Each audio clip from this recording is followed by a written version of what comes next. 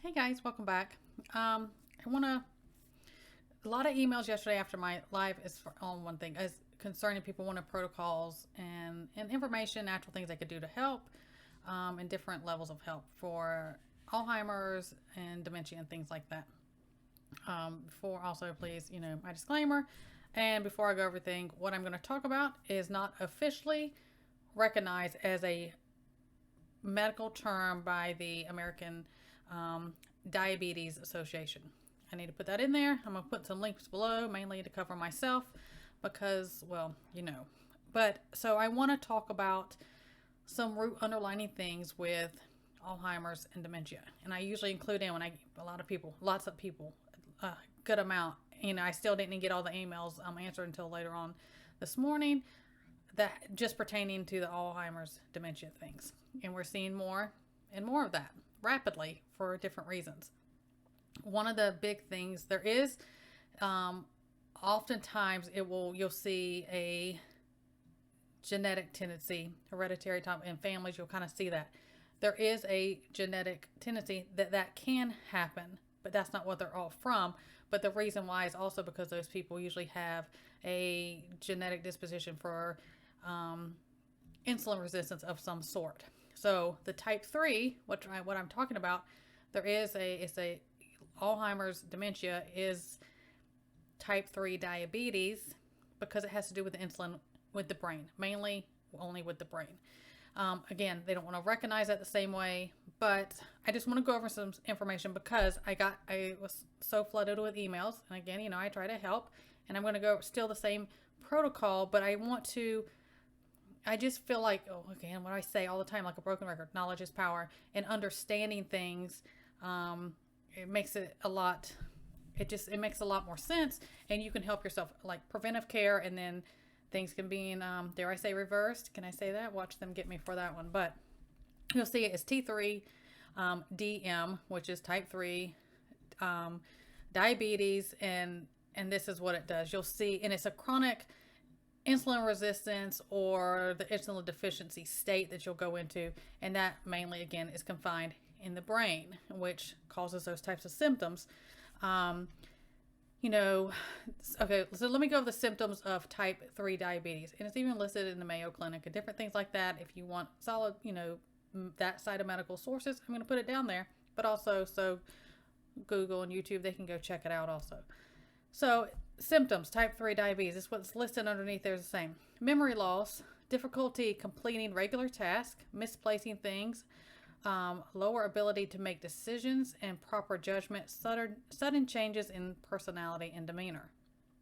So, the thing is, they think when they talk about how Alzheimer's dementia is that loss of memory, but what it actually is access to those memories. So you want to try to restore that pathway and the problems that are causing that. So, and everyone that got my protocol, that's been, and people I talked to, but just going on the emails and stuff yesterday, one of the big things I say is you have to remove carbs, refined sugars. And the big thing is carbs turn into refined sugars, and the snowball effect. Same thing if you have diabetes, type 1 or 2 or anything like that. The same thing, and a lot of other things I talk about with that. But it's important to understand how that works. Now, there's other things about Alzheimer's. They see it a lot as they'll have an accumulation of heavy metals in their brain, especially aluminum. And a lot of things can cause that to happen more. Again, that's a pathway disruption is what it's causing.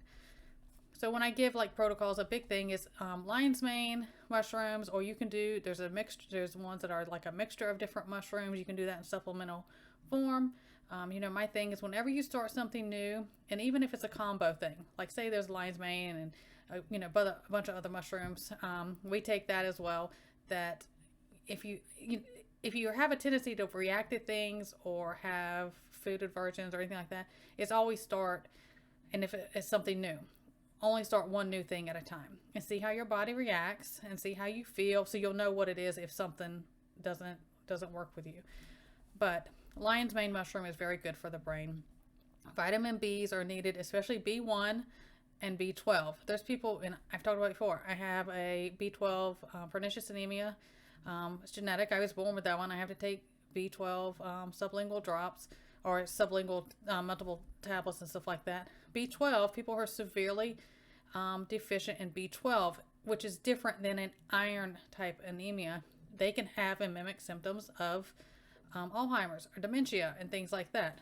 Same B1, that causes like central nervous system, different things like that. And, in your brain, a whole thing, that can be an issue.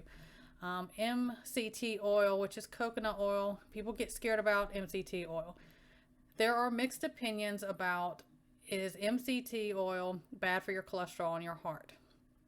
I can just give my opinion about that, and you can go do your own research, and it depends on who you're going to talk to. It's going to be split down the middle what people think.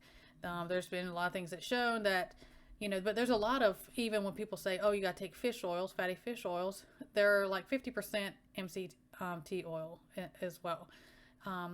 You need to look in that, pray about it, and see how you feel. Talk to your doctor. If you have a hard time with, cholesterol, if you're on cholesterol medication, that's going to be a big thing I talk about. If you're on prescription medications, that's your responsibility to say, I need to take and see, can I mix even these natural things with that. But MCT oil is great for, it's great for the brain and has a lot of other benefits, but this is what I'm talking about. Of course, the fatty fish oil, DHA, you don't want brain function, everything, you have that. Zinc is another one, that pathway, everything you need. Again, never take over the recommended dosage of zinc. Zinc is one that can build up in your body and cause all kinds of issues. Vitamin D3, all these things, so many things I talk about in ailments and helping things and preventing things and curing things, you'll hear the repeats. So my thing is, I always say, if you incorporate these different type of things in your lifestyle regularly, it's just like these few, things all the time, it'll prevent, help, or treat so many ailments. See, so it just becomes, incorporate those things and you're knocking out a whole list of other things. Vitamin D3, always do vitamin D3. Vitamin D2 is synthetic.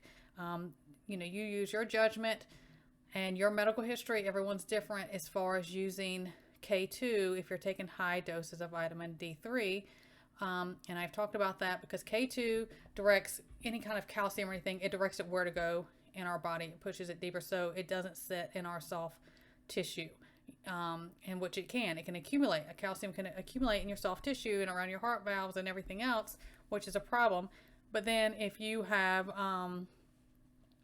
clotting disorders or, you're on a blood thinner or something like that, you usually K2 is not going to be it's going to be a friend for you. So use your best judgment, talk to your doctor, your pharmacist, if you're on or have those type of conditions. Okay.